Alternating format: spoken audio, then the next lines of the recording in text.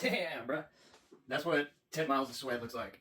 If you can see that, just did 10 miles, an hour and a little over an hour and a half, a little under an hour and 40 minutes. Thirsty as shit. I've never in my life ran 10 miles ever.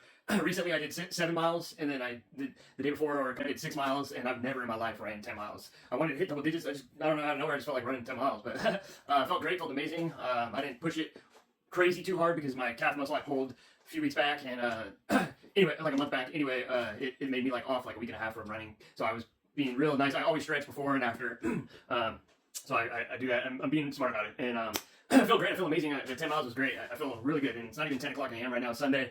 It is Sunday the 17th of August 2025, and I'm not saying any of this shit to brag. I'm just saying it for so I can look back at my journey and look at my progress as I'm getting better and better, and my journey of my fitness journey, my success journey, all this whole journey period of life, you know. So I just want to document this for myself, documentation purposes. I can look back and just see as I'm stacking brick by brick, getting better and better, stronger and stronger. Oh yeah, been working out every day, going to the gym every day. If I'm not going to the gym, I'm working out at home. Do this program. The V-Shred program is one of the best programs I've ever done. Anyway, I listen to like podcasts or audiobooks of like trying to get to my highest good. So I listened to a few different ones, but today I was listening to the Bible, and they kept talking about getting water and like fetching buckets and pails of water while I was running. So I'm like dying of thirst, sweating, you know, drenched, and they kept talking about fetching buckets of water. Like Sarah was going to get buckets of water with her jackasses, and like Abraham getting water. Anyway, they kept talking about fetching water, and I'm like, bro, I kept getting super thirsty. I was getting thirstier and thirstier as they kept talking about it. It was kind of funny, but yeah, it's very interesting. I've never ever read or listened to the Bible like that. Pretty interesting. It's a long read, and it's great. I love it, and pretty cool, pretty interesting on life, on everything about the Bible. It's the King James version, so the first, you know, the Old Testament King James version. Pretty cool, very interesting, like I said. And yeah, anyway, so that was my warm up. I run 5 miles every day, so I run 35 miles per week minimum. And then some days, like I said, I'll randomly feel like running 6 miles, 7 miles. Today was 10 miles.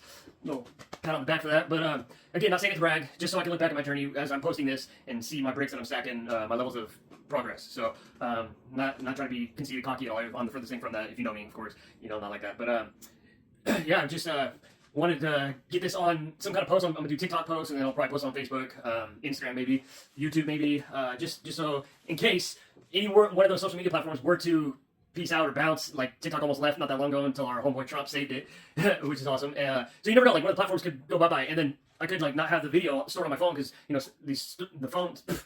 Sorry, here. The phone storage tends to run out quite a bit, so I delete a lot of videos, and I don't always go through each one because I have hella footage, and I record DJ footage and a lot of my content that I post. Anyway, if I post it on all platforms, and one of them is still active, you know, like if all the platforms are still out there, I can look back at my progress, my fitness journey progress, my success journey to the top, everything. So I feel amazing. I feel great. I'm still down quite a bit of weight. I started at like 208, had a beard. Now you can kind of see my jaw, and I'm down to 168 now. It's still fluctuating, like, because I keep putting on a little bit of muscle and losing a little bit more weight while I'm running. As I'm running every day, I've been doing the runs 5 miles, I think around 2 months now. Again, not saying to brag, just my progress. So as I'm running, I'm losing weight still, I think, and I'm building muscle on top of that. So it's fluctuating. My weight fluctuates anywhere from like 165 to 175, kind of in between there, depending on, I guess, the week. But average, I think, is around 170, 172. But yeah, I love it. I was built for this shit. I'll never stop doing this shit, man. That calf muscle pull I did like a month ago or so was a mini setback. Like I said, I was only off for like a week and a half, maybe 2 weeks at the most. I think it was just under 2 weeks. But excuse me. It was a little setback. I did everything I was supposed to do. I asked ChatGPT what the best road to recovery would be for the calf being injured like that. It gave me a great acronym, RICE. It's rest, ice, compression, and elevation. So obviously they kind of speak for themselves, but the ice was 20 to 30 minute intervals, 3 to 4 times a day. That helped heal my calf even quicker than all the other stuff. So and anytime I feel like my calf is like on the verge of maybe getting pulled again, I'll ice it just in case, you know, throughout the day. But right now they're feeling great. I mean, I just ran 10 miles and I feel like I can run some more. The only thing is now, I'm not making any excuses, but like my hip right here, I think what's acting up and it's getting really sore on day by day on all these runs. I think it's from all my people days. Like I pulled both groins on the inside, so like every once in a while those will hurt. But on the outside now, my hip is been hurting a lot lately. But I'm waiting for my fish oil to come in the mail. Lube up these joints, you know, WD-40 all these joints, man. Like the freaking Tin Man, you know, oil up, bro. Like as we get older, you know, we're not as agile as we used to be. But I do plan on getting back to the b-boy sesh soon. I did when I was overweight, and it was intense. But now that I'm lighter, it's gonna be a lot more fun. I fuck around all the time at home doing ups and shit. But anyway, that's a whole other post. But hope everyone's having a great day, great week. And if not, I will assume it would have been great anyways. I just want to get on here and say, document that progress for the journey, and for the fitness journey. And tomorrow's minimum of 5 miles again. We'll see how I feel. Maybe more, maybe less, depending on the calves, the hip, all that. But anyway, again, no excuses. And every day I've been running minimum of 5 miles. And make sure it's still on. Yeah. Running out of storage again. But yeah, if you made it this far, you're a real one. I appreciate every one of you. I love all you guys. I am probably most likely going to start another TikTok page. Probably it's my 5th one, because I have 2 affiliate pages, and then I have a faceless motivational page, a faceless other page. Anyway, that's 4, and then YouTube and Instagram. But I want to do one strictly for probably just my fitness journey, because my affiliate TikTok pages, the ones I am the passive income ones, blah blah.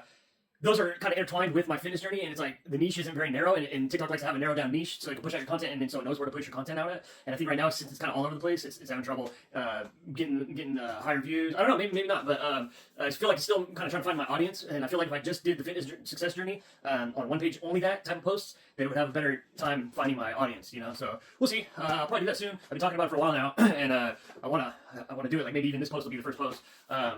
So yeah, we'll have to think of a name and stuff. But again, I hope everyone's having a great week, great day.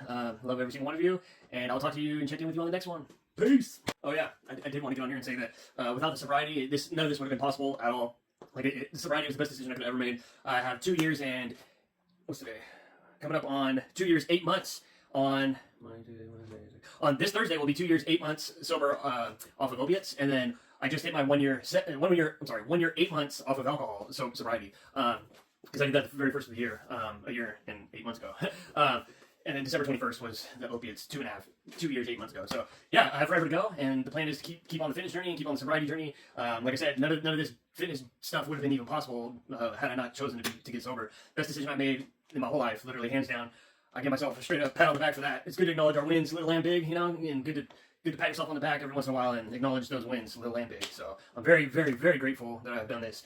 And it just came out of nowhere, just pushing myself. Like, I'm only in competition with myself, not with anybody else. And again, I'm not on here to brag about any of this shit, whether it be my sobriety, my 10-mile run that I did today, my fucking workout journey, my success journey, none of that shit. Like, none of it's to brag. It's just for this guy right here, me and him up here. So, again, if you made it this far in the video, you're a real one. I love every single one of you, and I hope all you guys are having a beautiful, blessed day.